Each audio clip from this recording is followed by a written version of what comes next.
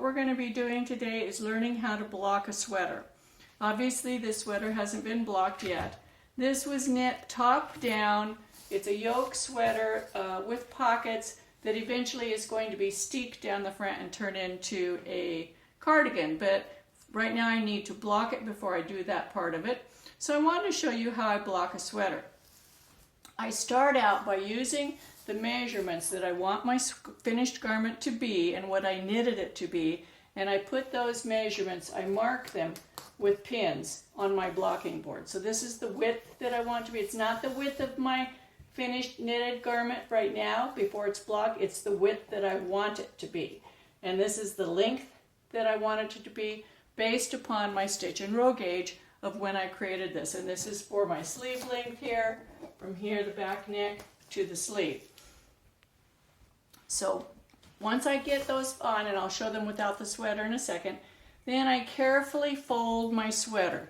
One of the things you may have heard about superwash wool, and this is superwash, is that when it's wet it stretches a lot, and it can. But if you're very, very careful in how you handle it before and during the blocking, you can prevent the stretching.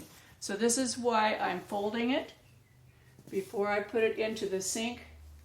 And this is how I fold it so that I know when I bring it back out here, I can unfold it and it will go out to where I want it. Now this is where I've pre-marked. So I have the width of my garment right here. This is designating the center back neck.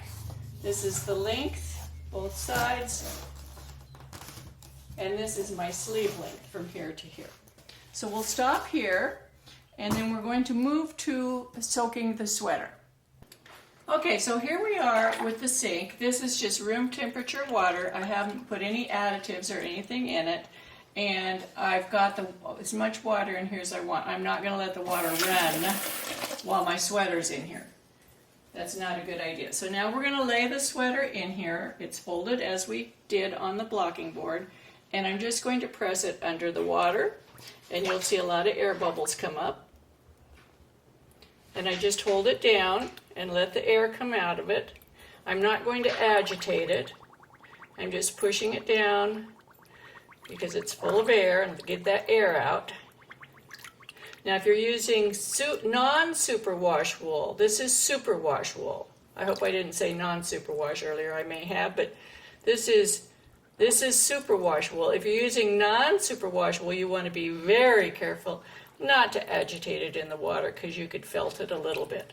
I'm going to get it all under the water, and then we're just going to let it sit here for at least 20 minutes. Now, I have already done a color fast test on this, and I highly recommend doing that if you're doing color work. I've already soaked these two yarns together to make sure that the red doesn't bleed onto the yellow.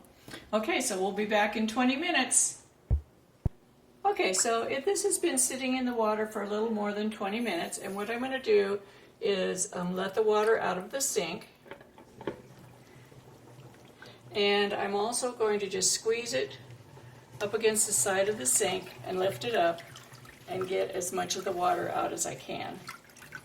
I'm not going to wring it, I'm just pressing on it, getting excess water up. Then I'm going to lift it up here and put it on this towel here, and I'm going to just unfold it one time. And then I'm going to roll it up in my towel and squeeze out as much of the excess water as I can, and you'll feel it going into the towel. If you have a big, heavier sweater, this is fingering weight yarn, so it's not particularly heavy. If you have a heavier sweater worked with worsted weight yarn or such, you may have to do this twice in 2 towels to get as much of the water out as you can. Okay, so we've moved back to the blocking board, and here I have the towel with my sweater. I'm going to open it up. The sweater has just been unfolded once. I'm going to fold it back up and lift it up, not stretching it, and remove the towel. So now we're going to start unfolding the sweater.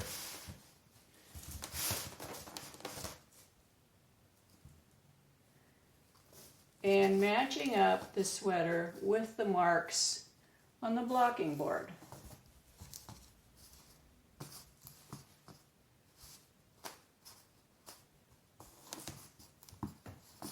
And you have to work with the underside of the sweater as well as the top of the sweater. Now you can see I have a lot of extra fabric here, and I'll show you how I deal with that. Arm looks good. I'll go around to the other arm.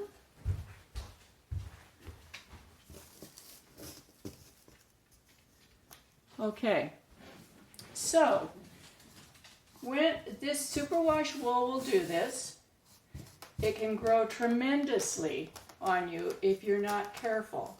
And what I do is I just pat it, and it will go right back into the shape that you want it to be. Sometimes it takes a lot of patting, more sometimes than others, but the wool will just blend right back in to where you want it to be. And I'm just working with the undersurface. I'm not rubbing it, I'm just patting it. And you can see a big difference already in the yoke.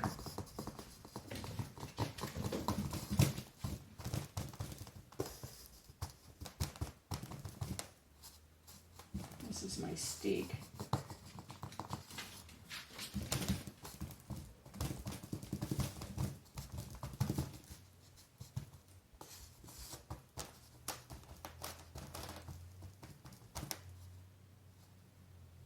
The front is a little bit lower than the back, and I will be pinning the edges to get them exactly the way I want them once I get the extra fabric dealt with.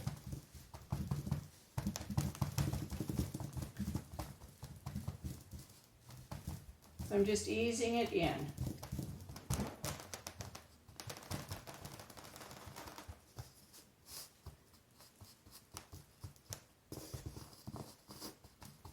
And I'm feeling between the front and the back so that I don't end up with wrinkles on the back.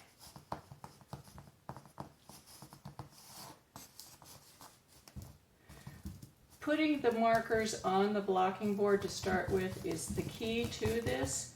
Otherwise you have no idea what size your sweater should be when it's wet. And believe me, it can get really out of control. This is almost where it needs to be. The back is really filling in quite nice. I can feel there's no bumps on the back now.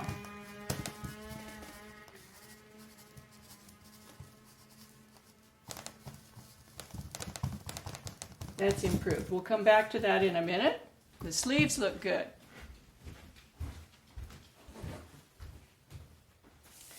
Now let's work with this body here.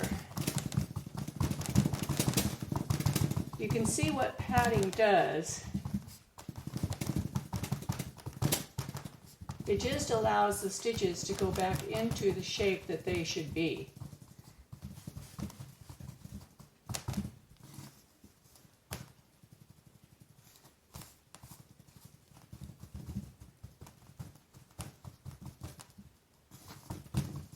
Oftentimes I'll work on it for quite a while, and then as it lays here for the next day or so to dry, I'll come back and work on it a little bit more. I'll see something different that attracts my eye that needs some work, and I'll stop and work on it some more.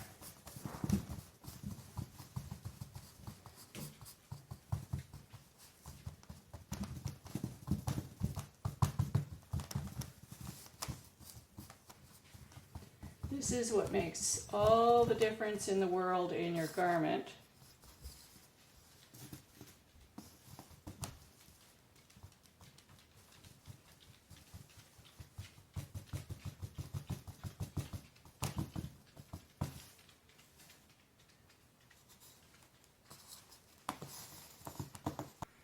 Okay, so we've made quite a bit of progress here. It's now starting to fit in. I've put some markers, some pins down the center here to keep it lined up. And I'm going to pin the bottom.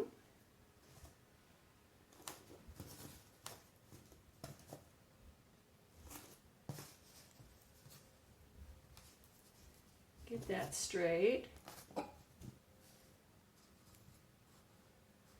And as I said, every time I walk by here, I will probably fine-tune it a little bit for the next day or so.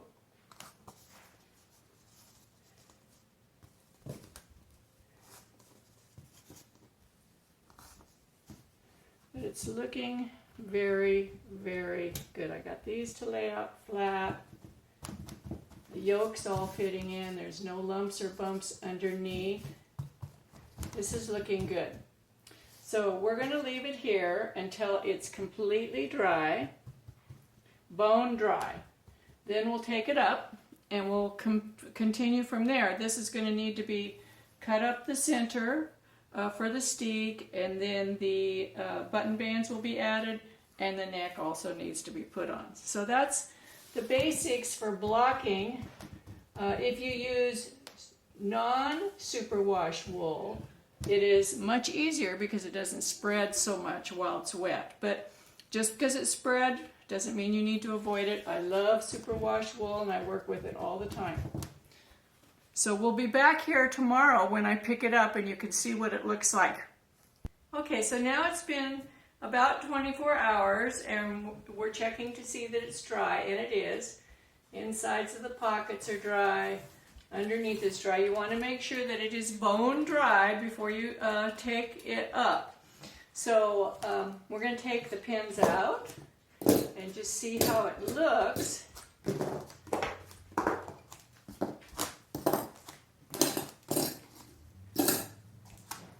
Okay, so the front looks good. Let's see what the back looks like. We do have some wrinkles in the back, so I didn't get all the wrinkles out. And these can be taken care of by just spritzing with some water and patting them out, and they will come out and they'll be just fine. We can see that there is a very large difference in the quality of the fabric, though. Much nicer drape. I'm very excited. It looks really good. I can't wait to finish it. Okay, so if you enjoy my videos, be sure to subscribe to my YouTube channel.